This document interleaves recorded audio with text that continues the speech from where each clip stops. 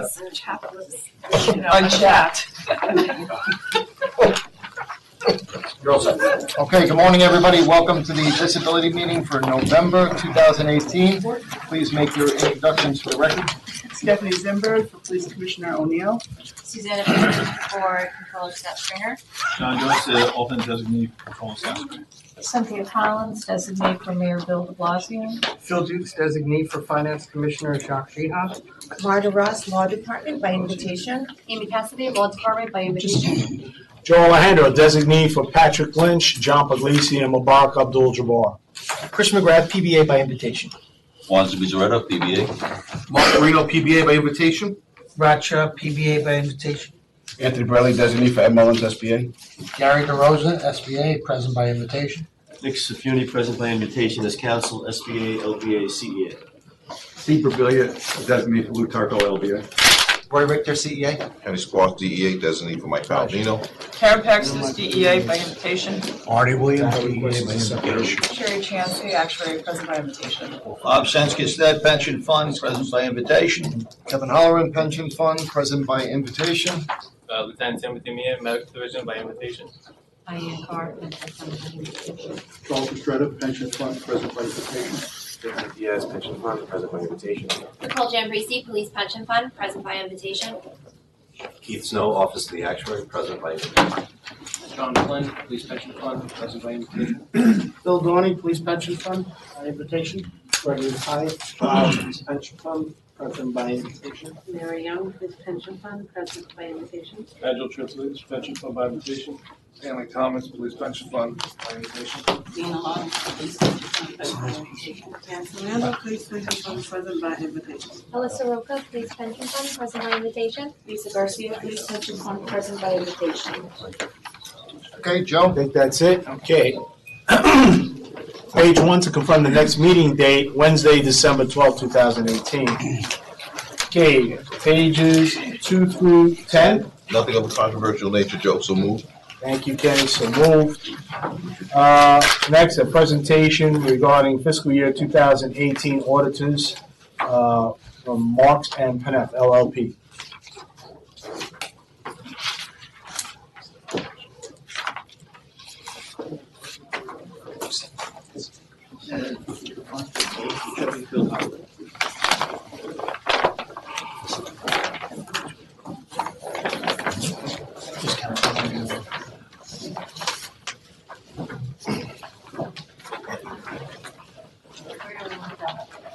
Wherever you're comfortable. If you're comfortable of, just introduce yourselves for the record. Someplace for the mic. Yeah. That's always the best spot right there, podium.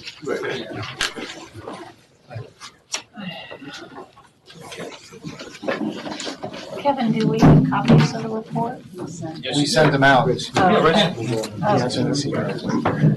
I got it, thank you. Good morning, everyone. Good morning. So most of you may remember us from last year. Just for the record, my name is Joseph Kanjamana, the lead audit partner for our police pension fund. And I have two of my colleagues here. Richard Nathan is the technology audit partner, and Roseanne Warren is the senior manager for the audit. So you have a copy of our presentation package. So we're going to go through that. So there are some required communication which the audit firm is required to communicate with the board of directors of the audit committee. That is what is included in tab 2 of your materials. The audit is conducted over a period of 2 months between the police pension fund, the actuary's office, the Bureau of Asset Management, Controller's Office, etc. So we have an engagement letter with the Police Pension Fund as well as a contract with New York City. This is our 3rd year. Overall, the process really improved this year because of some new personnel in the pension fund in the accounting department. I want to thank the new person from the Police Pension Fund, Stanley Thomas and his team, for helping us to complete this audit timely. The financial statements which is the end product of the audit. The opinion was issued on October 26th, and the opinion is a clean opinion or an unmodified opinion. So I'm going to track two materials. So our responsibility is to complete an audit under US GAAP. The audit financial statement is prepared under US GAAP. And we also did something called an agreed upon procedures on the investment sitting in a vault outside New York City. So our team went there and looked at that and issued an opinion there also. There are no findings related to that. So management's responsibility is to provide the audit team all the information. We look at the controls which they established, and we did a lot of work on the control side, and there were no material weakness or significant deficiencies in the internal control system. We have some recommendations which we will go through. And there are no changes in the accounting policies. It is consistent with last year. There are several management estimates and judgment in the preparation of the financial statements. So as the auditors, we look at that and make an evaluation whether those estimates are reasonable. So the biggest item there is the actuarial assumptions to come up with the benefit obligation. There is a discount rate of 7%, then return of investments of 7%, projected salary increase of 3%, etc. This is used across the different pension plans and funds. So we looked at that based on what is going in the marketplace, and all those are concluded as reasonable. Then the plans, the funds invest in several alternative investments. So there are some estimates involved in the valuation of that. So we did the confirmation process with the investment managers to make sure that those alternative investments are valued correctly, and we looked at all the available information to confirm us that valuation is correct. There were no adjustments proposed by the auditors during the audit. As I said, there were no material weakness, and we are independent to perform this audit under the auditing standards. So those are the very high level overview of the audit. Then I will take you to tab number 3, which is our management letter. So that tab number 3, this is just a one-pager. This is an official management letter saying that there are no material weakness in the internal control of the pension fund. Then we have some recommendations, which is in tab number 4. These are kind of best practices and suggestions for improvement. So if you look at that, there are 3 sections there. Exhibit 1, those are the new recommendations this year. Exhibit 2 are recommendations carried over from last year, which need further attention. And the last exhibit is the one which carried over from last year. The corrective actions has been done, so no more issue. So very briefly, we are going through the comments. If you turn to page number 1, the adjusting journal entries. So when we looked at the journal entries made by the fund, there were no proper documentation attached to that. But there is a system in place somehow that was not attached and filed. We were able to look at our automated audit evidence to confirm those. So our recommendation is that when the system make a journal entry, keep that there so when the auditors or somebody else come to look at it, we can always see that. So Richard David is going to go through the technology comments.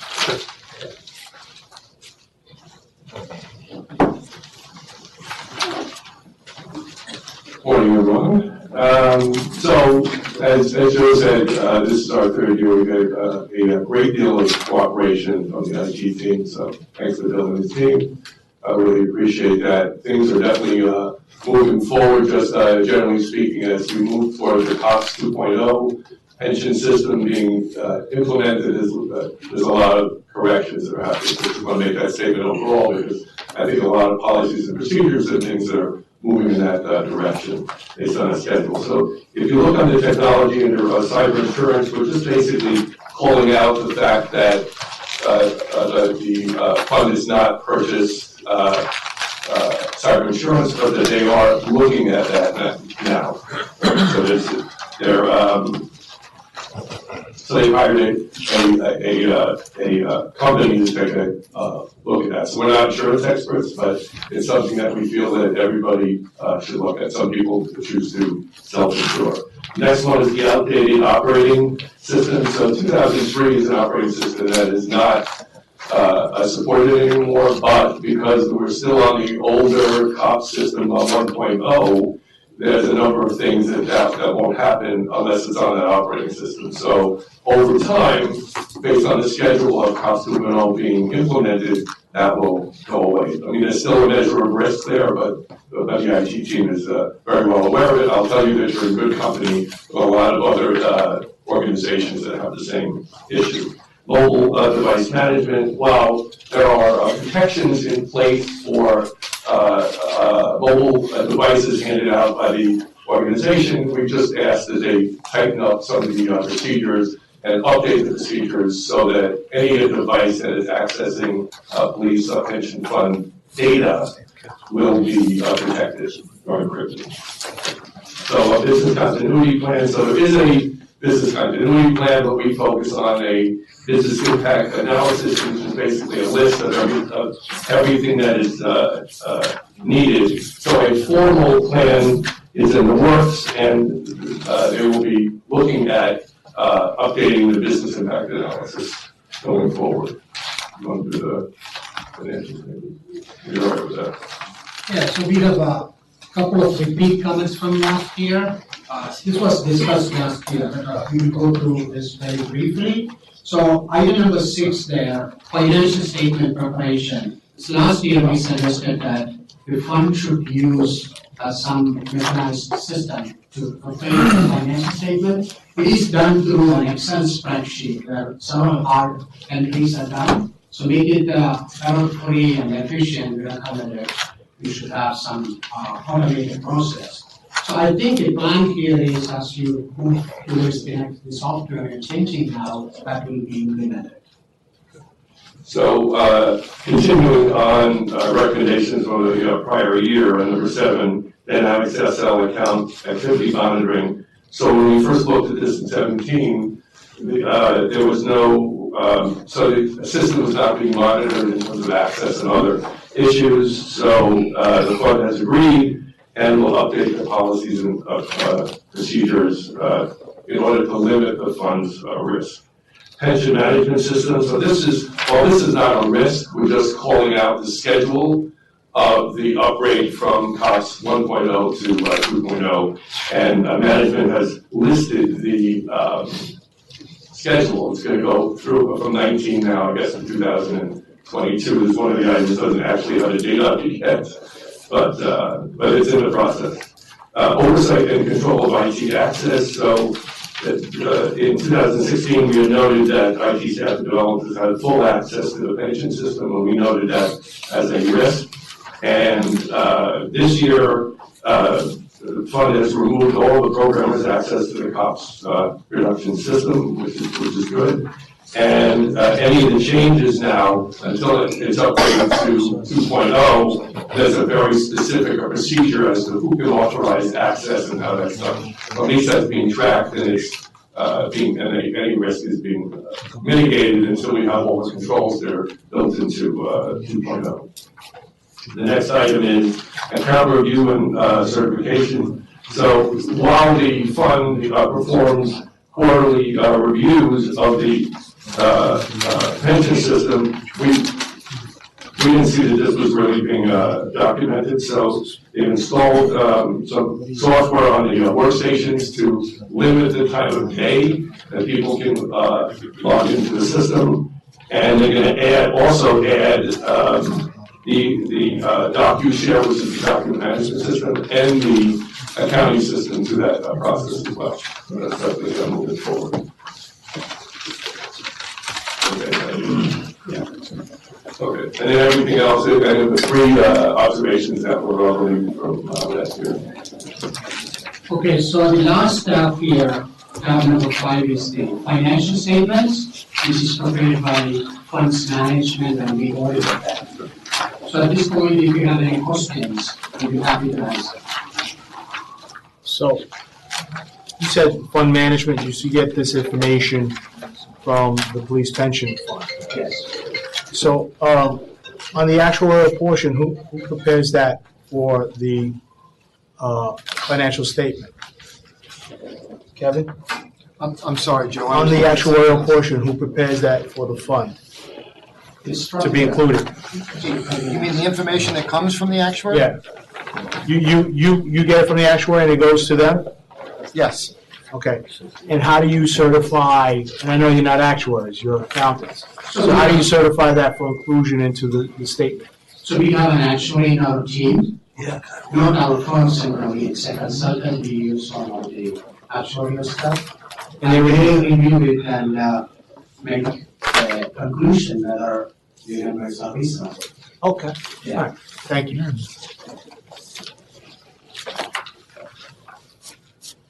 Any other questions?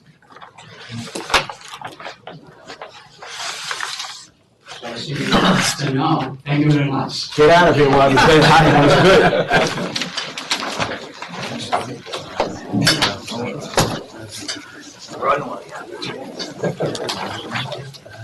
All right, thank you.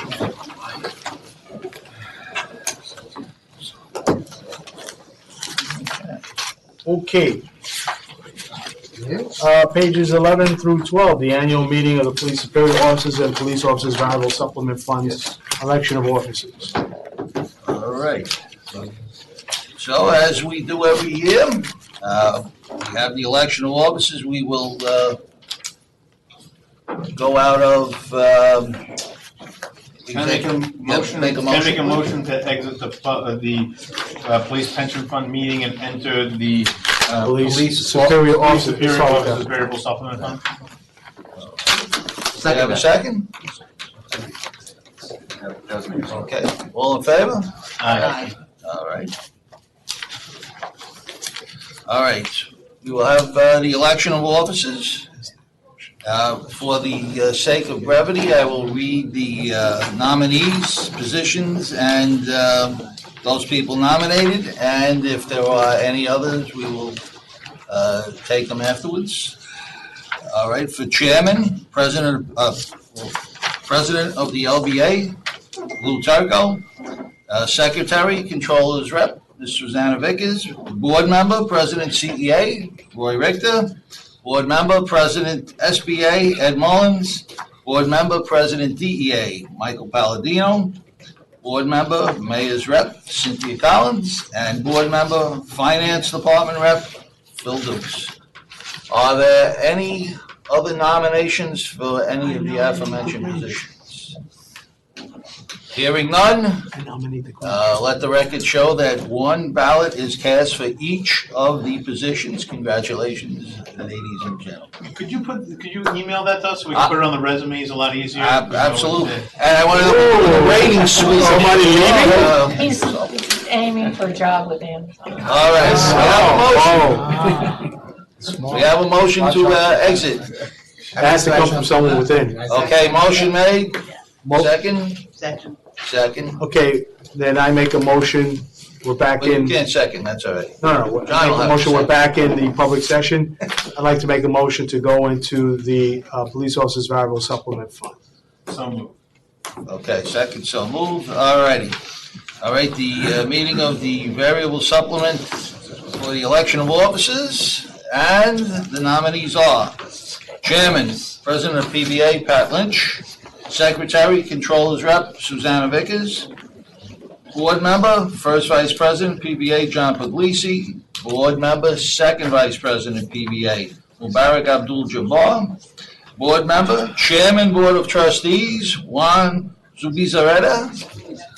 Board member, Mayor's Rep, Cynthia Collins. Board member, Finance Department Rep, Phil Dukes. Are there any other nominations for any of the aforementioned positions? Being that there are none, let the record show that one ballot is cast for each of the aforementioned positions. Congratulations, ladies and gentlemen, once again. And with that, I make a motion to go back into public session of the police officers, police pension fund. do we have a second? Second. Thank you. All righty. Okay. Before we go on to the rest of the agenda, I know that we had a resolution in, and it was sent around, and I believe added given to every trustee. We had sent an email, and it wasn't reflected in the calendar, but before we go on to the rest of the calendar, we'd like to address this. That was the data request resolution that the PBA had. I'm sorry, was this emailed? When was this emailed? If you read, it was emailed October 9, 2018. To the board? To the board. It was attached, yes, attached to the resolutions, if you see. Right. Did the email come from you, Joe, or did it come from Nicole? Came from me. That's from Kevin. Oh, that's coming away.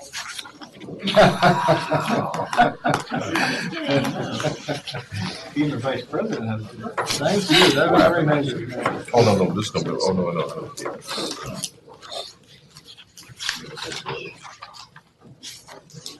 So it's in keeping with the resolution data request that we've had last year. We're looking for the board to vote so that we can get all the documentation that we've asked for.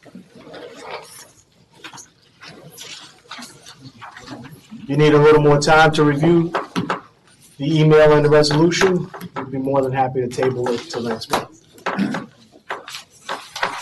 Up to you. Joe, just to be clear, this came before the October meeting? One day prior to the October meeting?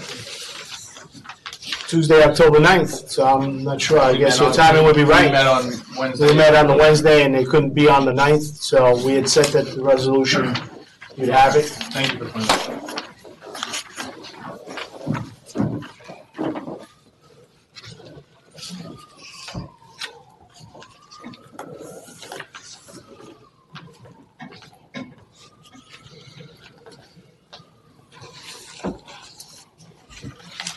And that was voted on last year. The board okay with it last year? Yeah, I don't remember what the actual vote was last year on it. You remember? Do you remember? It didn't carry last year. I believe there were several abstentions. There were, I believe, 6 noes, 4 yeses, and the remainder were abstentions. So if this resolution doesn't have anything to do with the skim, passing the skim calculations, which are the next items, one wouldn't preclude the other. If one didn't pass, then we could still vote on the other. Is that correct? I'm not sure procedurally. Yes, I think so. It would. Yeah, I believe this standalone resolution was. Last year, this resolution was in January, and I believe it was in December, at December's board meeting, that you had approved the skim transfer. You had tabled this resolution at the December meeting, but the skim transfer was approved at the December meeting. Okay, and now we're being asked to approve the skim transfer in the November meeting. You were asked, well, this year and last year, you were asked to approve the skim transfer in October. I believe it had been tabled sometimes.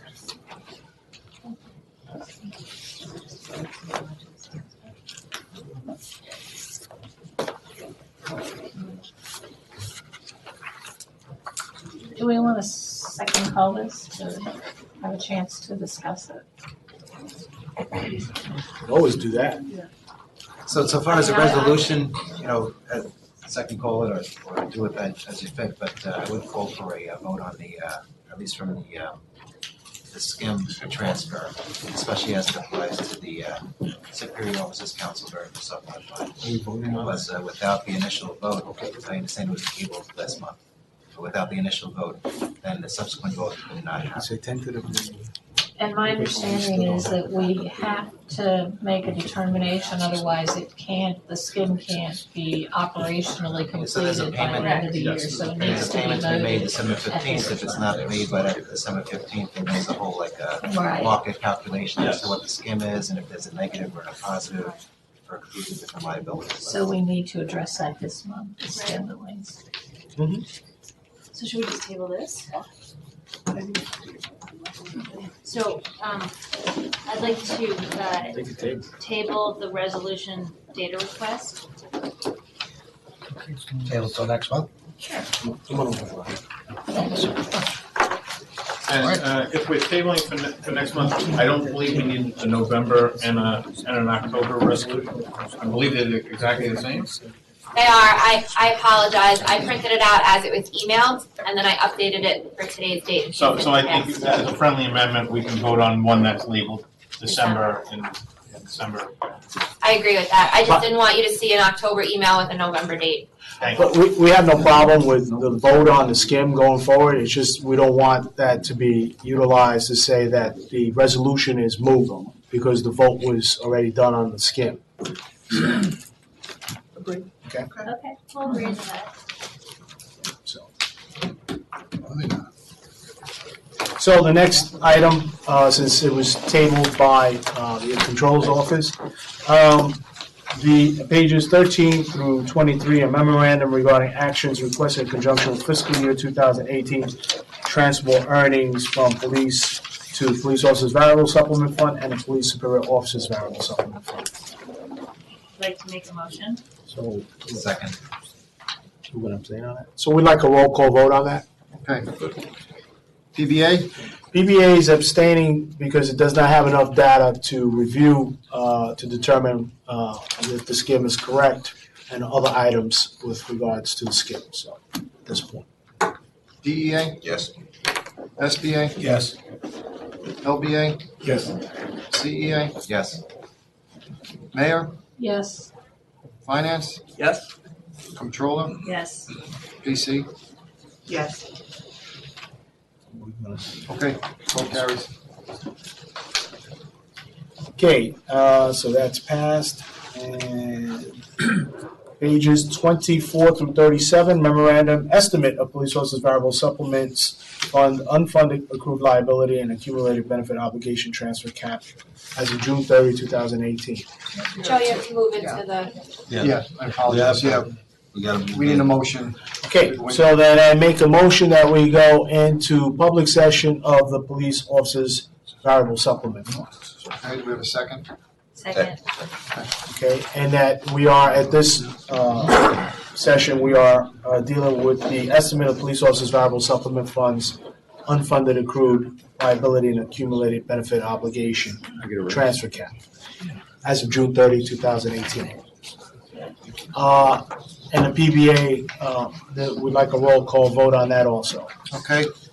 PBA? Again, the PBA abstains because it does not have enough information to determine whether the actuarial information is correct or not. Controller? Yes. Finance? Yes. Mayor? Yes. Okay, motion carries. Okay, so I make a motion to leave public session of police officers variable supplement fund and go back into public session of police pension fund. Second. And Roy, you want to do this? You have to go into public session. Make a motion to go into public session of Police Superior Officers Variable Supplement Fund. Second. Second, okay. And I make a motion to accept the memorandum estimate of police officers variable supplement funds, unfunded accumulated liability and accumulated benefit obligation transfer cap as of June 30th, 2018, and take the money into my fund. Yeah, very good. Very good. Take the money and run. Do you have a second? Second. Just off the record, he did say police officers variable supplement. I apologize, it was, gotta go back into. Don't drag us in on this. Police area officer. There you go. You think saying it's hard, try calculating the numbers. Okay, so moved. Mine, that was 1.1 billion less.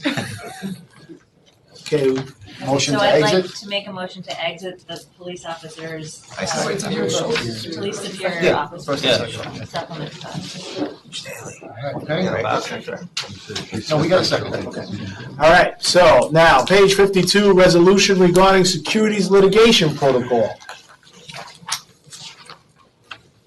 Cynthia, you want to address that? What I was gonna address needs to be an attorney-client. So perhaps before we go into attorney-client, there's one more item up for Yeah. discussion. We can finish out the public. So I'll recall that item, but let's go to the discussion on the board minutes. Okay, You're gonna recall. so we had a trustee bring up, approving the minutes for each of our meetings. There was a question of whether we should go back, which I think would be a difficult process.